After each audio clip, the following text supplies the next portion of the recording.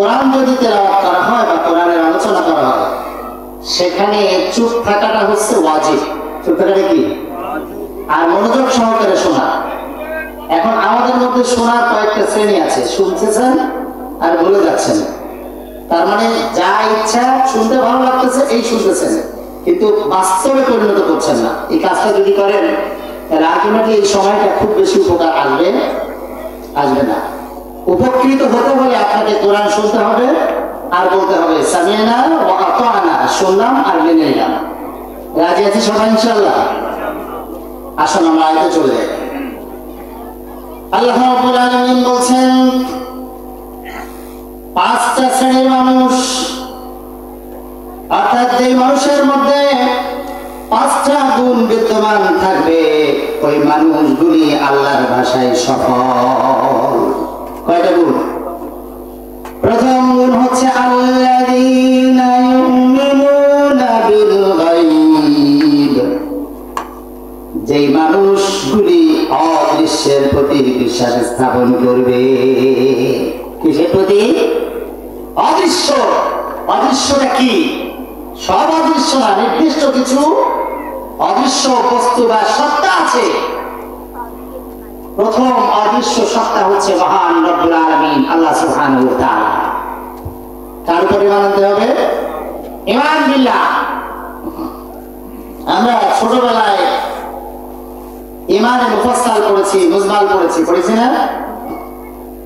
আমরা পড়েছি আমানতু বিল্লাহি ওয়া মালাইকাতিহি ওয়া কুতুবিহি ওয়া রুসুলিহি ওয়াল ইয়াউমিল আখির ওয়াল কদরি খাইরিহি ওয়া শাররিহি মিনাল্লাহি তাআলা ওয়াল বা'সি বা'দাল মাউত। বলেন সুবহানাল্লাহ। আমরা বলছি আমানতু বিল্লাহ, ঈমান এনেছি আল্লাহর প্রতি। কার প্রতি? আমানতু বিল্লাহি ওয়া মালাইকাতিহি, আল্লাহ রাব্বুল আলামিনের যত ফেরেশতা আছে ফেরেশতাদের অস্তিত্বে বিশ্বাস করা যে ফেরেশতারা আল্লাহ রাব্বুল আলামিনের সৃষ্টি, উত্তম একটা সৃষ্টি, ঠিক না? ফেরেশতা আছে না নাই? ফেরেশতা আছে। আল্লাহ তাআলা আরশ আজিম সংরক্ষণ করছেন আল্লাহ তাআলা তাদেরকে দিয়ে। আমাদের বিপদ মুসিবতের মধ্যে, মুমিনের বিপদ মুসিবতের সময় আল্লাহ তাআলা ফেরেশতাদের দিয়ে সাহায্য করেন। করেন না? করেন।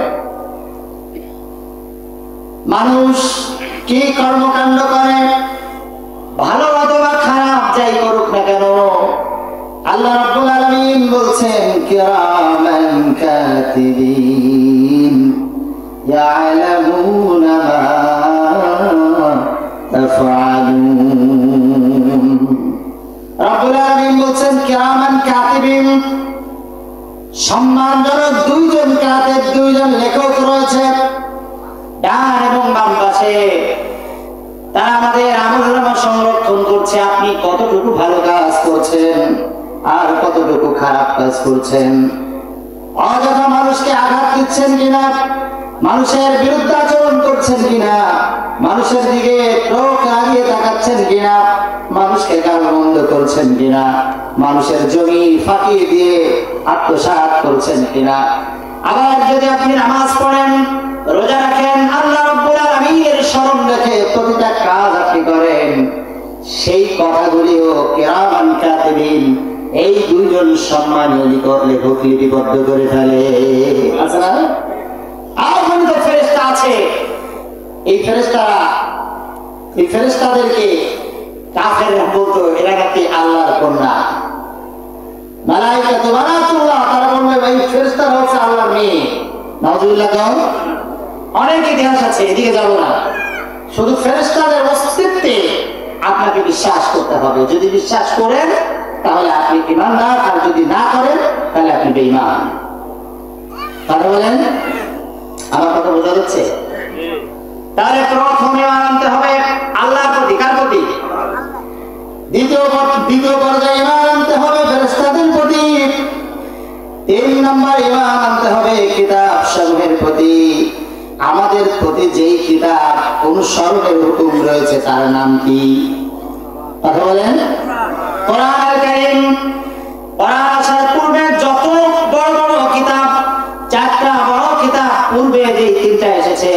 সহিহ এসেছে, প্রত্যেকটি আল্লাহর পক্ষ থেকে এসেছে, আল্লাহর বাণী। এই কথার উপর বিশ্বাস রাখতে হবে, এটা হচ্ছে ঈমানের দেব। কিসের দেব? কিন্তু আমল করতে হবে একটি কিতাবে। কয়টি আমল করতে হবে? কয়টি কিতাবে? একটি কিতাব, সেটা হচ্ছে কোরআনুল কারীম, ঠিক না? এখন আপনি বলবেন যে হুজুর তাহলে হাদিস বাদ দিলেন কেন? হাদিস বাদ দিনই তো, কারণ হাদিসে হচ্ছে ওয়াহিয় গায়রে মাতলুব বলা হয়। হাদিস হচ্ছে, হাদিসের ভাষাটা বিশ্বনবী সাল্লাল্লাহু আলাইহি ওয়াসাল্লামের, কিন্তু হাদিসের মতামতটা, হাদিসের ভাবটা আল্লাহ তাআলা কার। এজন্য হাদিসও আল্লাহর বাণী। হাদিসও কার বাণী? হাদিসও আল্লাহর বাণী।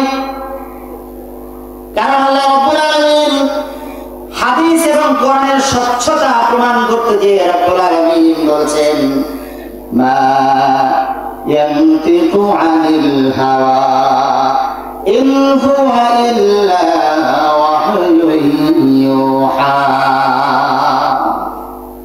আমার নবী প্রবৃত্তির অনুসরণ করে কোনো কথা বলে না, মনের যা ইচ্ছা তাই সেই সমস্ত কথা ওই বিশ্ব নবী বলে না, বরং আল্লাহ পাক বলছেন আমার নবী যা বলে তা হচ্ছে আমি রব্বুল আলামিনের ওহী। নবী যা বলে তা কার কথা? আল্লাহ পাকের কথা।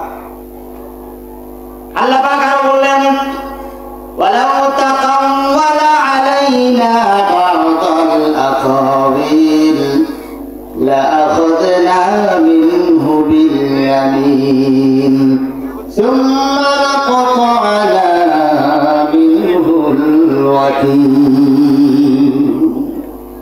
আল্লাহ পাক বলছেন নবী, আমার নবী যদি ইচ্ছা করে কোরআনের মধ্যে নিজের মতামত ঢুকিয়ে দিত, তাহলে আমি রব্বুল আলামিন আমার নবীর হাত থেকে চেপে ধরতাম আর কণ্ঠনালী দ্বিখণ্ডিত করে দিতাম।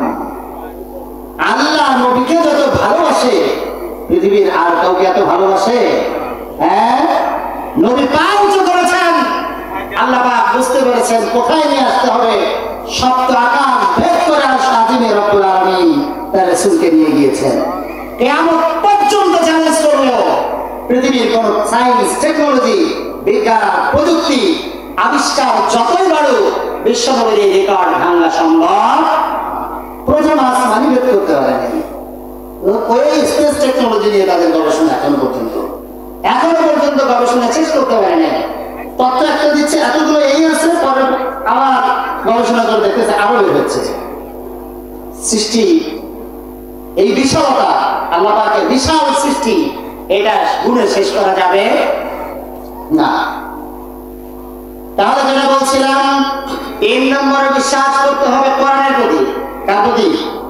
কিতাব সমূহের প্রতি, স্পেশালি কোরআনের প্রতি আমল করতে হবে।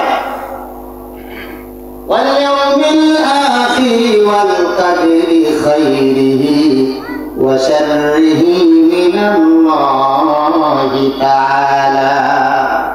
চতুর্থত হচ্ছে والقدر خيره وشره من الله تعالى।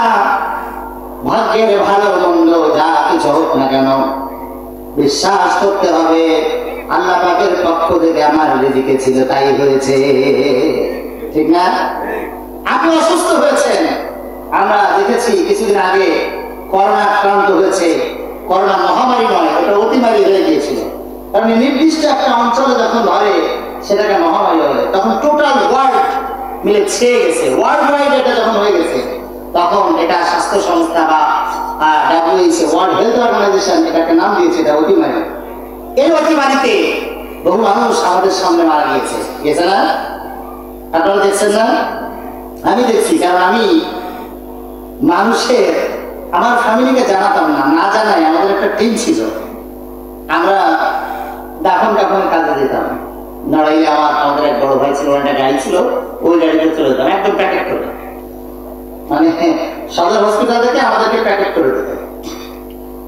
আমরা দেখেছি এই করোনায় নিজের মা, জন্মদাতা মা, সেই মা পর্যন্ত দূর থেকে সন্তানকে দেখেছে, কাছে যায় নাই, কাছে। আর তো এর চেয়ে বড় এক্সাম্পল পৃথিবী থেকে আর থাকতে পারে? হ্যাঁ, অথচ এই মা সন্তানকে লালন পালন করার জন্য জীবনের যৌবন জীবন সব দিয়ে দিয়েছে, যত পরিশ্রম করেছে, এত কষ্ট পরিশ্রম করে যেই মা সন্তানকে লালন পালন করেছে, সেই মা মৃত্যুর ভয়ে নিজেকে সেফ রাখার জন্য সন্তানের কাছে যায় নাই। এই রেকর্ড আছে না নাই? আছে। এর চেয়ে বড় রেকর্ড আর থাকতে পারে না। পারে কি? মায়ের চেয়ে ভালোবাসা পৃথিবীতে আল্লাহ এবং তার রাসূলের ব্যাপারে ভিন্ন, কিন্তু সাধারণ মনুষ্য জাতির মধ্যে আত্মীয় স্বজন, কিনশিপ রিলেশন যাদের সাথে আছে, রক্তের বন্ধন, ব্লাড রিলেশন যাদের সাথে আছে, সর্বোচ্চ ভালোবাসার পাত্র হচ্ছে না, ঠিক না? সর্বোচ্চ ভালোবাসার পাত্র। অথচ রব্বুল আলামিন বলেছেন, লক্ষ্য করুন, মা আসাবা মিন মুসিবাতিন ইল্লা বিইذنিল্লাহ। আল্লাহ রাব্বুল আলামিনের অনুমতি ছাড়া মানুষের জীবনে কোনো বিপদ আসার ক্ষমতা রাখে না। আল্লাহর অনুমতি ছাড়া আসে? তাহলে আপনার আজকে ফসল নষ্ট হয়ে গিয়েছে, আপনার অসুস্থতা, একের পর এক অসুস্থতা। আমার মুসল্লিরা জানেন, আমার 1.5 মাসে 3 বার অ্যাক্সিডেন্ট হয়েছে। 1.5 মাসে 3 বার, পা ভাঙলো, 2 বার শুনলো। আমি এসে জুমার নামাজে আলোচনা করতাম আর পিছনে যে বসে বসে নামাজ পড়তাম। ইমাম সাহেব হাফিজ সাহেব নামাজ পড়ান। আমার দ্বিতীয় অ্যাক্সিডেন্টে আমি যখন একদম ট্রাকের সাথে মোটরসাইকেল আঘাত খেয়ে পড়ে গেছি, পড়ে আমি আর আমার এক বন্ধু, ট্রাকের এক পাশে ট্রাক, এক পাশে আমাদের মোটরসাইকেল, আর এক পাশে 2 জন পড়ছি। তারপরে পরে পাশে থেকে 2-3 মোটরসাইকেল দৌড়ে আসছে, এসে আমাদেরকে উঠাইছে ধরে। আমি উঠানোর সময় আমি বলে বলছি আলহামদুলিল্লাহ। আলটিমেটলি বলার দরকার ছিল কি? ইন্না লিল্লাহ। আল্লাহ কি বলছেন? ইযা আসাবাতহুম মুসিবা ক্বালু ইন্না লিল্লাহি ওয়া ইন্না ইলাইহি রাজিউন। আমরা অনেকে জানি এই দোয়াটা মানুষ মরে গেলে পড়তে হয় না। যে কোনো বিপদ মুসিবতের মধ্যে আপনি পড়বেন, তখন আপনার বলতে হবে ইন্না লিল্লাহি ওয়া ইন্না ইলাইহি রাজিউন। কিন্তু আপনি যদি আরেকটু উপরে উঠতে চান, আপনার যদি মনে হয় না আল্লাহর পক্ষ থেকে এই মুসিবত আসছে, আমি এটা গ্রহণ করে নিয়েছি সাদরে, তাহলে আপনি বলতে পারেন আলহামদুলিল্লাহ। কি বলেন? আলহামদুলিল্লাহ। উনি আমার বলছে এই পাঞ্জাবিটাই পড়েছে অ্যাক্সিডেন্টের সময়, এই যে এখন যেটা পড়ে আছে, এটা পড়ে যাচ্ছিলাম পিরোজপুর যাচ্ছিলাম, আমার বিয়েতে সার্টিফিকেট আনতে। উনি আমার ধরে বলছে, আপনি কি বলবেন? হুজুর মানুষ জেনারেলি যেটা জানেন, আমি বললাম আপনি আলহামদুলিল্লাহ মিনিং বোঝেন? আমি তো কষ্ট পাইনি, আপনি এত ভয় পাচ্ছেন কেন? কিঞ্চিত পরিমাণ কষ্ট পাইনি আমি। আমার কাছে মনে হচ্ছে, কারণ আমি হাদিস পড়েছি, বিশ্বনবী বলেছেন একজন মুমিনের একটা পিঁপড়ার কামড় যদি কোনো মুমিনকে দেয়, আল্লাহ তাআলা পিঁপড়ার কামড়ের কষ্ট যদি কোনো মুমিনকে দেয়, তাহলে ওই মুমিনের গোড়া এই গাছের পাতার মতো চোখে থাকে। সুতরাং আপনি অ্যাপ্রিশিয়েট করেন, আপনি ওয়েলকাম জানান। আপনার জীবনে যত বিপদ আর মুসিবত আছে সব আল্লাহর পক্ষ থেকে আসে। কার পক্ষ থেকে? এই বিশ্বাসটা যদি আপনার থাকে, আপনাকে বুঝতে হবে, এই যে আমাদের দক্ষিণাঞ্চলে অর্থাৎ সাতক্ষীরা অঞ্চলে আইলা দুর্গত অঞ্চল, তারপরে বড় বড় জলোচ্ছ্বাস হয় অঞ্চলে, আপনারা জানেন বহু মানুষ আছে এরকম 100-150 বিঘা নিয়ে একটা গেম। একজন লোকের কাছে শুনতেছিলাম, মুরব্বী মানুষ মসজিদ থেকে বেরোচ্ছে, তো সালাম দিয়ে বলতেছে, চাচা শুনলাম যে আপনার 150 বিঘার জমি বিশাল গেম ভেঙে গেছে, কোটি কোটি টাকা শেষ হয়ে গেছে, তো আপনি তো রাস্তায় নেমে গেলেন, আপনার কেমন লাগতেছে? তা উনি বলছে আলহামদুলিল্লাহ। কি বলছে? এটা কি সহজ বলা? এটা বলা সহজ? সহজ না। ওনাকে বলা হলো, চাচা আপনি আলহামদুলিল্লাহ কেন বললেন? চাচা বলছে, বাবা মনে রাখো, যে সম্পদ আল্লাহ দিতে পারেন সেই সম্পদে আল্লাহ নিয়েছেন, আর যিনি নিয়েছেন তিনি চাইলে আমাকে আবার ফেরত দিতে পারেন। দেওয়ার মালিক যিনি, দেওয়ার মালিকও তিনি। সুতরাং নিজেকে একেবারে সারেন্ডার করে দিতে হবে আল্লাহর জন্য, নিবেদন করে দিতে হবে, মালিক আমার বলতে কিচ্ছু নাই, আমার বলতে আছে কিচ্ছু? আপনার বডির দিকে তাকান, আপনার কোনো হুকুম আপনার বডি মানে না, আপনি হয়তো বুঝছেন যে এরকম হাত উঁচু করতেছি, নামাচ্ছি, সেটা ঠিক আছে। আপনি চাইলে আপনার নখগুলো বন্ধ করেন তো, যে নখ কালকে থেকে আর পারবি না, পারবেন? হ্যাঁ, আপনি পারলে চেষ্টা করেন তো যে আপনার মুখ দাঁড়িয়ে এগুলো বড় হবে না, বলে তো ভাই আমার বড়ি, সুতরাং বড় হতে পারবি না, পারবেন? আমার ভাইরা, যদি আপনাকে প্রশ্ন করি, আপনি আপনার শরীরকে নিয়ন্ত্রণ করার ক্ষমতা আপনার নাই, আপনি রাখেন না যে আল্লাহ রাব্বুল আলামিন আপনার শরীরকে নিয়ন্ত্রণ করছেন, সেই আল্লাহর ইবাদতই আপনাকে করতে হবে, নাকি আর কারোর ইবাদত করবে? আর কারোর ইবাদত করা যাবে? আর কারোর ইবাদত করা যাবে না। আমি বলেছি আল্লাযীনা ইউমিনুনা বিল গায়ব, গায়ব নিয়ে আলোচনা করছিলাম, আল্লাহ তাআলার প্রতি বিশ্বাস। এরপরে আমরা বলছি ওয়াল বাসি বাদাল মাউত, সর্বশেষ যেটা, সেটা হচ্ছে পরবর্তী জীবনে, মৃত্যুর পরবর্তী একটা জীবন আছে, যখন আল্লাহ তাআলার কাছে আমাকে উঠানো হবে এবং বিচারের সম্মুখীন আমাদের হতে হবে। এই বিশ্বাস আছে না নাই? বিশ্বাস আছে না? এবার আসুন, প্রথম বিশ্বাস নিয়ে আমরা একটু কথা বলবো। প্রথম বিশ্বাস হচ্ছে ঈমান বিল্লাহ। প্রথম বিশ্বাস কি? ঈমান বিল্লাহ। ঈমান বিল্লাহ জায়গায় তিনটা বিষয়ে আল্লাহর প্রতি ঈমান আনতে হবে। কয়টা বিষয়ে? প্রথম হচ্ছে ঈমান বিল রুবুবিয়্যাহ, আল্লাহ তাআলা যে রব, এই রব হিসেবে তাকে মানতে হবে, প্রথম বিশ্বাস। দ্বিতীয় বিশ্বাস হচ্ছে ঈমান বিল উলুহিয়্যাহ, আল্লাহ যে ইলাহ, তিনি ছাড়া আর কোনো ইলাহ নাই, এই কথায় বিশ্বাস করতে হবে। আর তিন নাম্বার হচ্ছে ঈমান বিল আসমাই ওয়াস সিফাত, আল্লাহ তাআলার যে নাম আছে, নামসমূহ আছে, গুণবাচক নাম, এই সবগুলির প্রতি বিশ্বাস স্থাপন করা। আল্লাহর এই তিনটা বিষয় যদি আপনি বিশ্বাস করতে পারেন, ঈমান আনতে পারেন, তাহলে আপনি মুমিন। এখন আপনি বলবেন আমি তো বিশ্বাস করি আল্লাহকে রব হিসাবে, ইলাহ হিসাবে, আসমা ও সিফাত, এটা আমি বিশ্বাস করি না। আপনি বিশ্বাস করেন নাই। আপনার বিশ্বাসের সাথে আমার বিশ্বাসের সাথে ওই আরবের কুফারে কুরাইশদের বিশ্বাসের বেশ মিল আছে। কষ্ট পাইলেন? আমি মেয়ে দিই। আল্লাহ রাব্বুল আলামিন বলছেন ওয়ালাইন সাআলতাহুম মান খালাকাহুম লা ইয়াকুলুন্না আল্লাহ। ওগো নবীজি, আপনি যদি আরবের কাফের মুশরিক আর বেঈমান যারা আছে, যারা আপনাকে হত্যা করতে চায়, যারা আপনার বিরুদ্ধে আচরণ করে, এই সমস্ত কাফের মুশরিক আর বেঈমানদেরকে যদি আপনি জিজ্ঞেস করেন মান খালাকাহুম, তাদেরকে কে সৃষ্টি করেছে, কে সৃষ্টি করেছে, তাদের স্রষ্টাকে, এই প্রশ্ন করার সাথে সাথে তারা জবাব দেবে লা ইয়াকুলুন্না আল্লাহ, তাদের সৃষ্টি করেছেন আল্লাহ পাক। কারা বলবে বলেন তো? কাফেরা, মুশরিকরা, কুফারে কুরাইশের কথা আল্লাহ তাআলা বললেন। ওগো নবী, আপনি যদি তাদের জিজ্ঞেস করেন তাদের সৃষ্টিকর্তাকে, তাহলে তারা কি বলবে? ঘোষণা হচ্ছে আল্লাহ পাকের।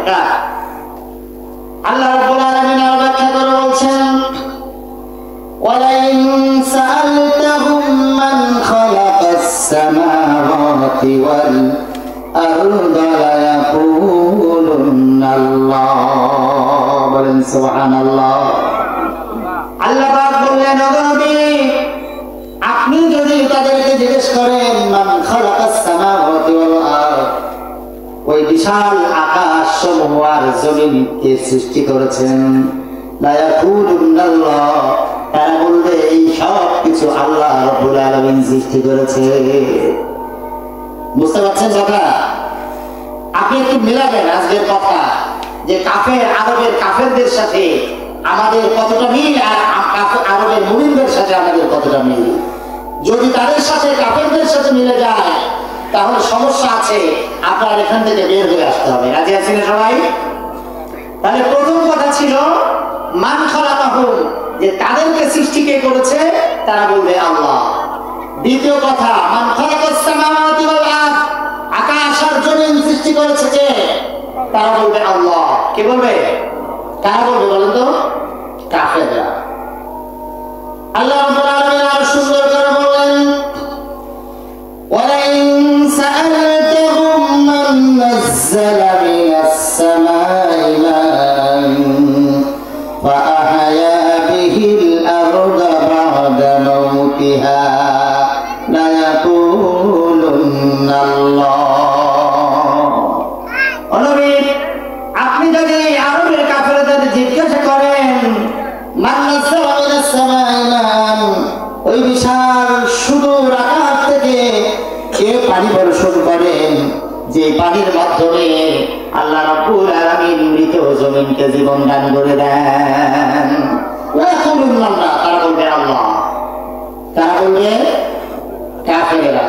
তাহলে এই জায়গায় তাদের বক্তব্য আর আমাদের বক্তব্য সিমিলার, সমান, ঠিক না? আমরা আল্লাহর প্রতি বিশ্বাস করি না? করি তো। বিশ্বনবীর বাবার নাম কি ছিল? নবী সাল্লাল্লাহু আলাইহি ওয়াসাল্লামের বাবার নাম কি ছিল? আব্দুল্লাহ। আব্দুল্লাহ মানে কি? আল্লাহর বান্দা, আল্লাহর গোলাম। তাহলে রাসূলুল্লাহ সাল্লাল্লাহু আলাইহি ওয়াসাল্লাম রিসালাত পেয়েছেন 40 বছর বয়সে, তখন কি ওনার বাবা বেঁচে ছিল? তা বাবা যেহেতু বহু আগেই হয়েছে, তাহলে ওনার নাম আব্দুল্লাহ রাখছে কেন? আল্লাহর বান্দা কেন রাখলো? তাহলে আল্লাহ তো বিশ্বাসী ছিল কিনা বুঝতে পারছেন? রাসূলুল্লাহর দাদার নাম কি ছিল? আব্দুল মুত্তালিব, আল্লাহ তাআলার একটা নাম। তাহলে ওই জায়গাও রাসূলুল্লাহর দাদার বাবাও তার সন্তানের নাম আল্লাহর বান্দা রেখেছে, বুঝতেছেন কথা? তাহলে তারাও আল্লাহতে বিশ্বাসী ছিল। কোরআনুল কারীম বলছেন, আল্লাহ রাব্বুল আলামিন বলছেন, ওই কাফের মুশরিক আর বেঈমান যারা ছিল তারা বাইতুল্লাহ তাওয়াফ করত। শুধু বাইতুল্লাহ তাওয়াফ করে ক্ষান্ত হয় নাই, বরং বাইতুল্লাহর খাদেম হয়েছে তারা।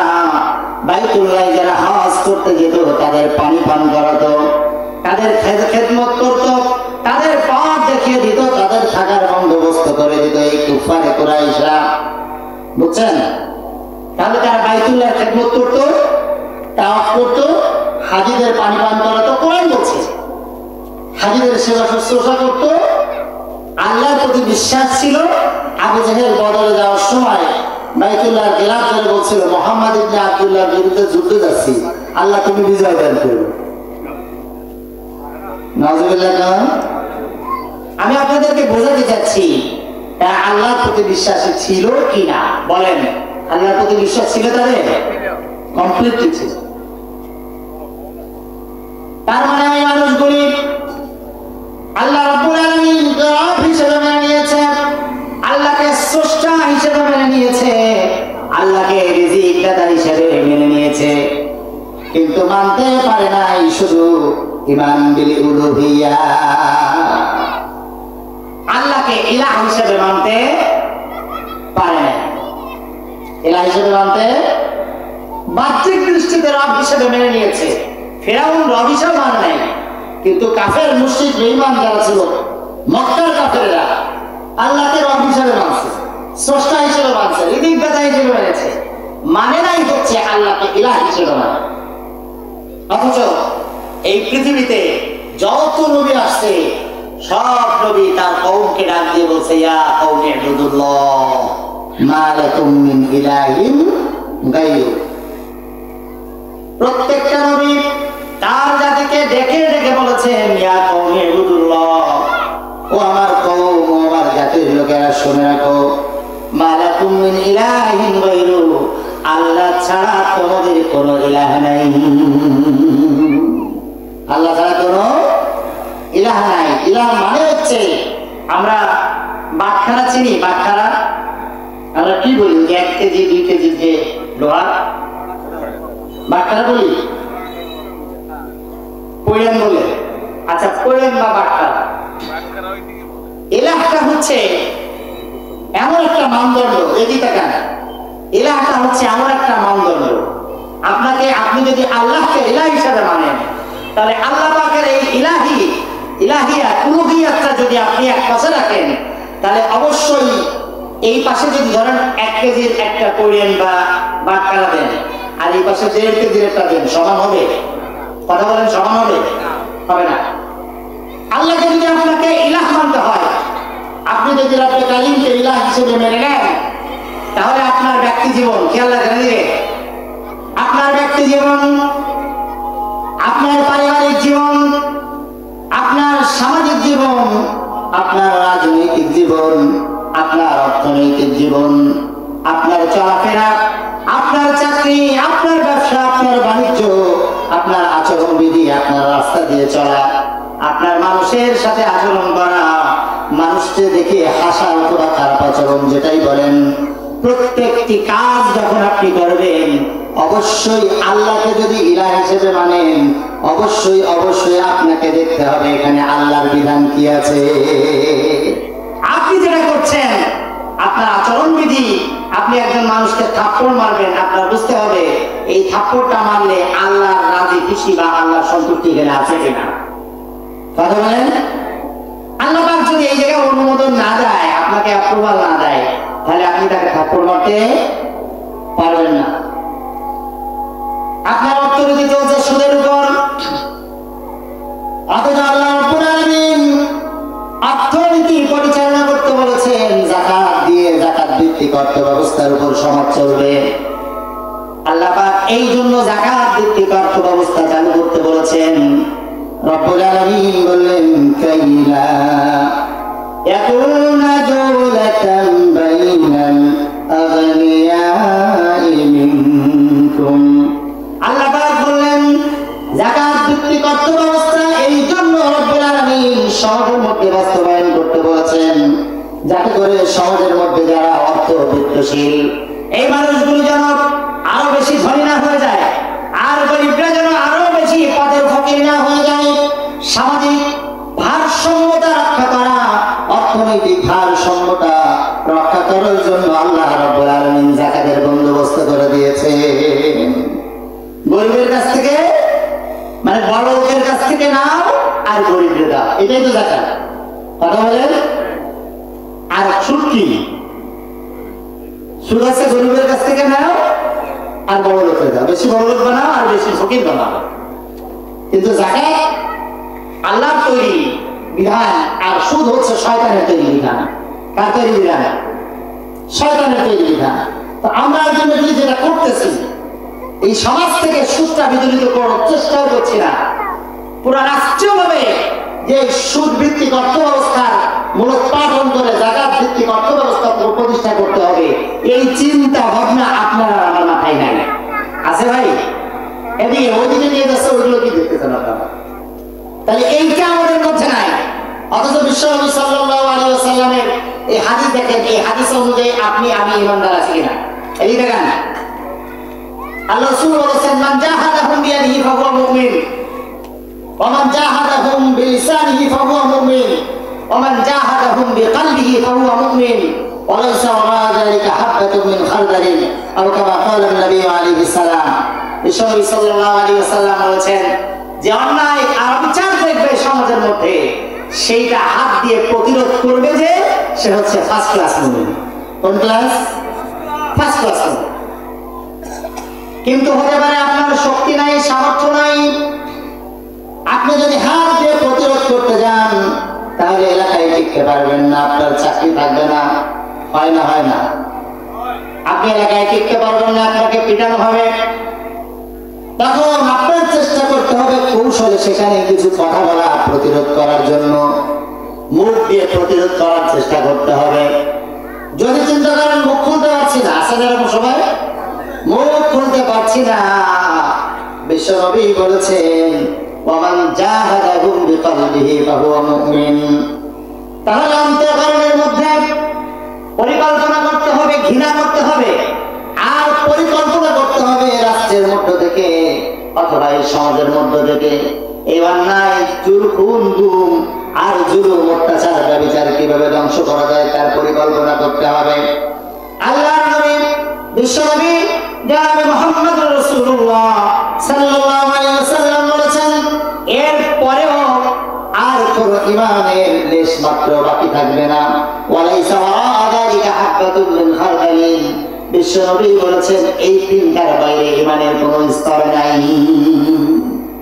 ঈমানের স্তর নাই। আপনি মনে মনে একটু চিন্তাও করলেন না কেমন করে এই সুদভিত্তিক অর্থ ব্যবস্থার উৎপাদন করা যায়, কেমন করে আল্লাহ আইন সমাজের মধ্যে যাকাত ভিত্তিক অর্থ ব্যবস্থা প্রতিষ্ঠা করা যায়, চিন্তা করেন নাই। করছি আমরা? আমাদের একটা সমর্থন নাই, সমর্থন সবসময় দিয়ে যাচ্ছি হারাম অবৈধ কোরআন বিরোধী আইনের কাছে। ঠিক কিনা বেটি? জবাব দিতে পারবেন তো? খুব মুসিবতে পড়তে হয়। আমার ভাইরা, যেটা বলছিলাম,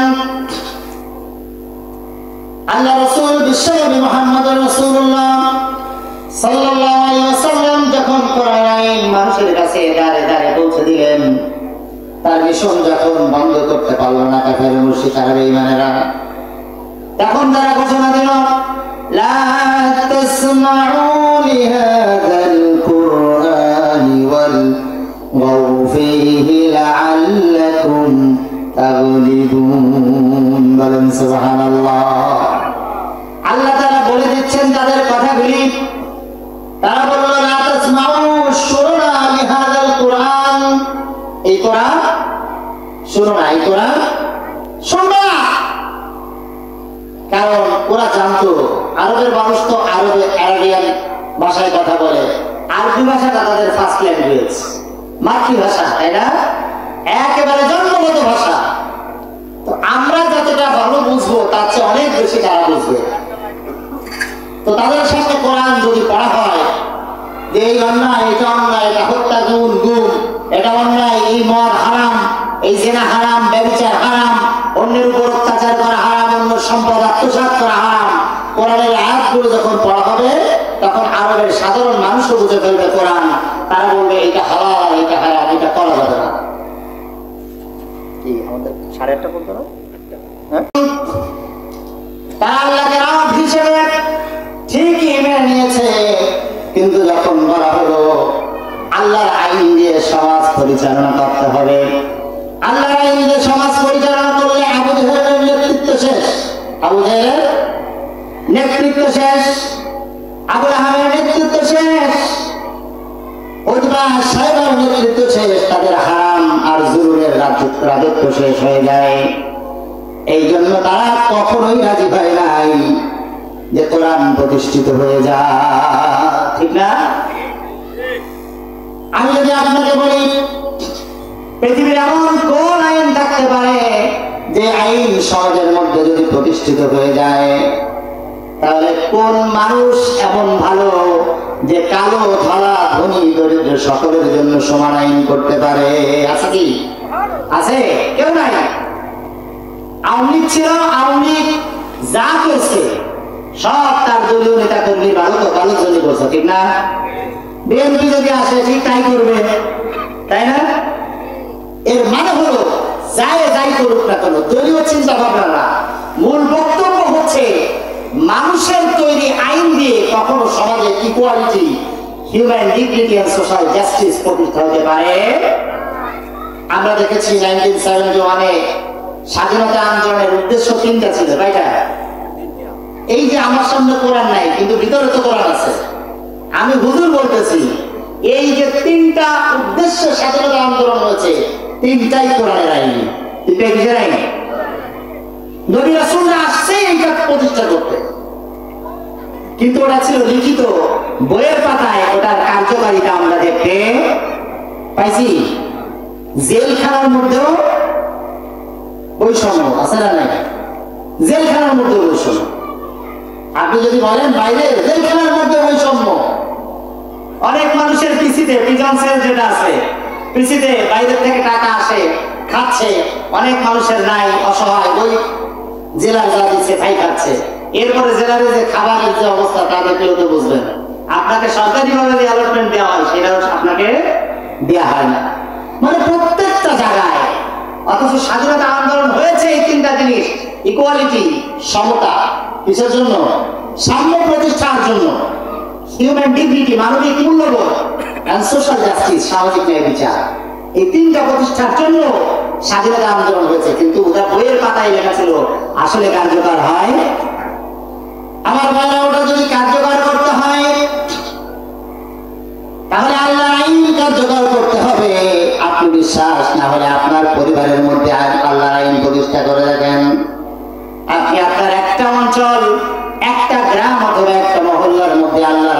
প্রতিষ্ঠা করে দেখবেন। আল্লাহর আইন যদি প্রতিষ্ঠা হয়ে যায় তাহলে ওই অঞ্চল, ওই গ্রাম, ওই পরিবারের মধ্যে বৈষম্য খুঁজে পাবেন না। পাবেন? এর মানে হল আপনার গায়ের রং কালো, আমার গায়ের রং কালো, আর একজনের গায়ের রং ফর্সা। একজন ধনী, বহু লক্ষ লক্ষ টাকা, কোটি কোটি টাকা ব্যালেন্স হয়েছে, তার বহু ইন্ডাস্ট্রি আছে, গাড়ি বাড়ি অনেক কিছু আছে। আর একজন অসহায়, দুস্থ, দরিদ্র, রাস্তার পাশে বসে ভিক্ষা করে। আছে না? এই মানুষগুলির মধ্যে যদি বৈষম্য রয়েছে, আপনার লক্ষ্য করতে হবে ওই গরিবের সৃষ্টি যিনি করেছেন, বড় লোকের সৃষ্টি তো সেই আল্লাহই করেছেন, ঠিক না বেটি? ওই সাদাকে যেই স্রষ্টা সৃষ্টি করেছেন, ওই কালোকে তো সেই স্রষ্টা সৃষ্টি করেছেন। ওই গরিবকে যে তৈরি করেছেন, বড় লোককেও সেই তৈরি করেছেন। সুতরাং হিন্দুকে যে তৈরি করেছেন, মুসলমানকেও সেই তৈরি করেছেন, সেই লালন পালন করেছেন, সেই খাওয়াচ্ছেন, সেই সুস্থ রেখেছেন, সেই অক্সিজেনের বন্দোবস্ত করেছেন, সেই কার্বন ডাইঅক্সাইড নিঃসরণের বন্দোবস্ত করে দিয়েছেন ওই রব যিনি। সুতরাং যদি ইকুয়াল আইন প্রতিষ্ঠা করতে হয় তাহলে তার আইন প্রতিষ্ঠা করতে হবে। একটা ছোট্ট উদাহরণ দিই, আমি অনেক জায়গায় এই উদাহরণটা দিই। ধরেন আমি একজন ইমাম সাহেব, এই জায়গার ক্ষতি হয় না, এটা ধরেন না, এটা সত্যি আমি এই জায়গার ক্ষতি, আমি এই জায়গার ক্ষতি না, এটা অনেকে চেনে, কেউ কেউ নতুন জায়গা চালাতেন না। তা আমি খতিব সাহেব, আমি আমার এই পাশে একজন হিন্দু লোক আছে, ওই হিন্দু লোকের বাসায় ধরেন আমি চুরি করলাম, করবো না ইনশাআল্লাহ, দোয়া করেন আমার কাছে যেন না হয়। ধরেন চুরি করলাম আর আমি ধরা পড়ে গেলাম, প্রমাণিত হলো খতিব সাহেব চুরি করছে হিন্দু লোকের বাসায়, তা আমি খতিব সাহেব বলে কি আমাকে ছেড়ে দেওয়া হবে? কথা বলেন, ছেড়ে দেওয়া হবে না। কেন হবে না? কারণ আল্লাহর আইন বিচারের জায়গায় আল্লাহর আইন সবার জন্য কি সমান। সম্রাট জাহাঙ্গীর নাম শুনেছেন? সম্রাট জাহাঙ্গীরের নাম শুনছেন? সম্রাট আকবরের ছেলে, তার ছেলে আকবর তো ফাজিল ছিল, কি ছিল? ফাজিল। ওরা অনেক ফাজিল ইতিহাস আছে, ওরা আমরা সময় নেই। কিন্তু ছেলে জাহাঙ্গীর প্রথমে বাবার কিছু সোহবাত পেয়ে গিয়েছিলেন, পরবর্তীতে মুজাদ্দিদ আল-ফিসানি রাহমাতুল্লাহি আলাইহির সংস্পর্শে এসে এই সম্রাট জাহাঙ্গীর আল্লাহ ওয়ালা মানুষ হয়ে যান। তো সম্রাট জাহাঙ্গীর এরকম বসে আছেন রাজ দরবারে, একজন হিন্দু মহিলা চলে আসলেন। কে মহিলা? খেয়াল করবেন কি বলছি। হিন্দু মহিলা চলে আসছেন, এসে বলছে, সম্রাট তোমার কাছে আমার একটা বিচার আছে। তো কি বিচার? তা বলছে যে আমার পুত্র, আমার সন্তানকে তুমি সেনাবাহিনীর চাকরি দিয়ে অনেক দূরে পাঠিয়ে দিয়েছ। আমার ঘরে সুন্দরী পুত্রবধূ আছে, প্রতিদিন একজন যুবক তার ক্ষতি করার জন্য, তার সর্বনাশ করার জন্য আমার বাসায় আসে এবং তাকে ব্যবহার করে। এই কথা যখন বলছেন, সম্রাট জাহাঙ্গীর চুপ করে বসে আছেন, কথা বলছেন না। আমার কথা বুঝতেছেন? কথা বলছেন না। বুড়ি বলছেন, সম্রাট তুমি আমার কথা জবাব দিচ্ছ না, বারবার বলছে, কথা বলছে, সম্রাট জাহাঙ্গীর কথা বলে না। বুড়ি বলছে, সম্রাট তোমাকে আমি হতে দেখেছি, ছোট্টবেলায় আমি তোমাকে দেখেছি, তুমি এই সাম্রাজ্যে বড় হয়েছ, কিন্তু তুমি যে আল্লাহ রাব্বুল আলামিনের কিয়ামতে বিশ্বাস করো, আমি জানি তুমি কিয়ামতে বিশ্বাস করো। আজকে আমার পুত্রবধূর ব্যাপারে তোমার কাছে যেই নালিশ করেছি, বিচার চেয়েছি, তুমি যদি বিচার না করো, কিয়ামতে আমি বুড়ি তোমাকে আল্লাহর দরবারে হাজির করব। কাজ করে হাজির করা হবে। সম্রাট জাহাঙ্গীর কথা বলছে না, মাথা নিচু করে বসে আছে। সম্রাট জাহাঙ্গীর মাথা নিচু করে বসে আছে, উনি খুব টেনশনে পড়ে গিয়েছে, আল্লাহ আকবার কি কর। এবং বুড়ির বাড়ি ওই সাম্রাজ্যের কাছে, একদম কাছাকাছি ছিল। বুড়ি রাত করে চলে গেলেন। পরের দিন সন্ধ্যা যখন হয়েছে, সম্রাট জাহাঙ্গীর তরবারি নিয়ে বের হয়ে গিয়েছেন। যে বুড়ির দরজায় আসতে নক করেছেন, বুড়ি বলছে কে? সম্রাট জাহাঙ্গীর বলছে, আমি সম্রাট, দরজা খোলো। বুড়ি, কথা বলবো না, দরজা খোলো। সম্রাট জাহাঙ্গীরের জন্য দরজা খুলে দেওয়া হলো।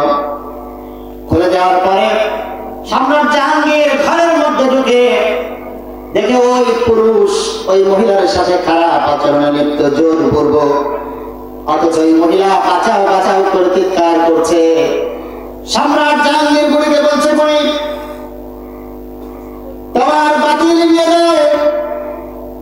বুড়ি বাতি লিভিয়ে দিলেন। বাতি লিভিয়ে দেওয়ার পরে সম্রাট জাহাঙ্গীর মাজার থেকে তরবারি বের করে আল্লাহু আকবার বলে ছুরি চালিয়ে দিলেন, তরবারি চালিয়ে দিলেন। মাথার চুল ধরে তরবারি চালিয়ে দেওয়ার পরে দেখা গেল ওই কুলাঙ্গারের মাথাটা দেহ থেকে ছিন্ন ভিন্ন হয়ে গিয়েছে। এরপরে সম্রাট বুড়িকে ডাক দিয়ে বলেন, বুড়ি এবার বাতি জ্বালাও। বাতি জ্বালানোর পরে সম্রাট বলছে আলহামদুলিল্লাহ। এরপরে বলে বুড়ি বলে, বুড়ি আমাকে এক গ্লাস পানি দাও, পানি খাবো। বুড়ি পানি এনে দিল। সম্রাট পানি খেয়ে নিল।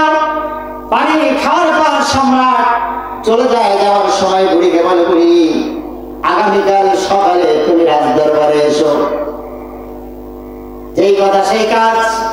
পরের দিন বুড়ি রাজ দরবারে যখন যায়, যাওয়ার পরে বুড়ি যখন রাজ দরবারে পৌঁছে যায়, সম্রাট প্রশ্ন করে, বুড়ি তুমি কি জানো তোমাকে বাতি কেন বন্ধ করতে বলেছিলাম? কেন তো আমি আলহামদুলিল্লাহ করেছি, আর কেন তোমার কাছে এক গ্লাস পানি খেতে চেয়েছি? বুড়ি বলছে, আমি কিছু জানি না, আমারও তো কিউরিওসিটি জাগে, আমারও তো জানতে ইচ্ছা হয়। তুমি বাতিল বন্ধ করতে কেন বললে, আলহামদুলিল্লাহ কেন বললে, আর পানি কেন চাইলে? সম্রাট বলছে, বুড়ি তুমি তার আগের দিন আমার কাছে বিচার দিচ্ছিলেন, আমি কোনো কথা বলি নাই, আমি কথা বলার সাহস পাই নাই, কারণ আমি ভয় পাচ্ছি। তুমি বলেছো কিয়ামতে তুমি আল্লাহর দরবারে আমাকে হাজির করবা, আল্লাহর কাঠগড়ায়। আমি চিন্তা করছি আমার সাম্রাজ্যের পাশে এমন কোন ব্যক্তি থাকতে পারে এত বড় দুঃসাহস, এত বড় দুঃসাহসী কাজ সে করছে।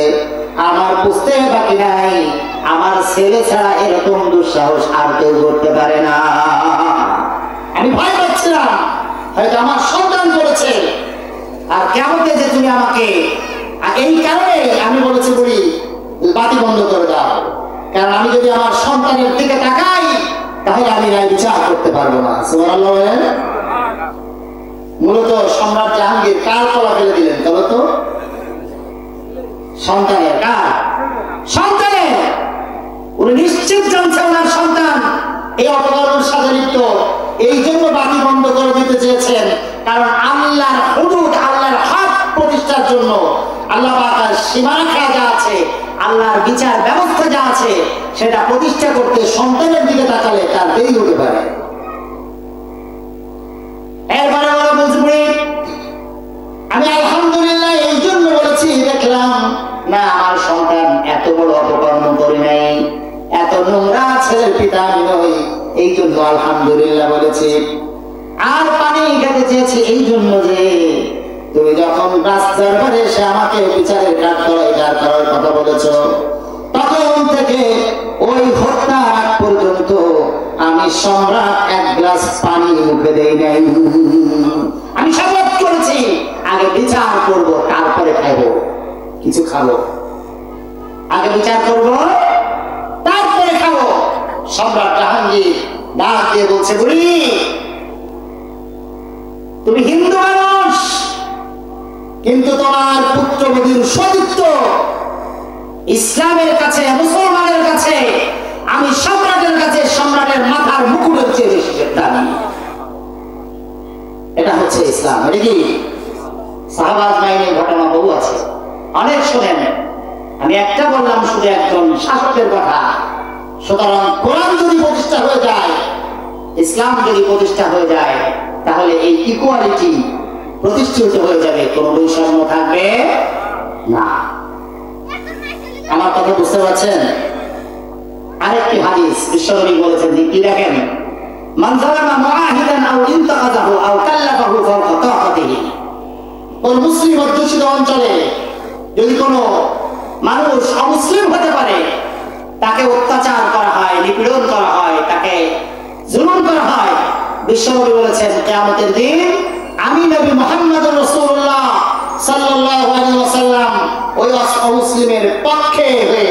মুসলমানের বিরুদ্ধে আল্লাহর দরবারে মামলা দায়ের করব। দিস ইজ ইসলাম। এটা কি?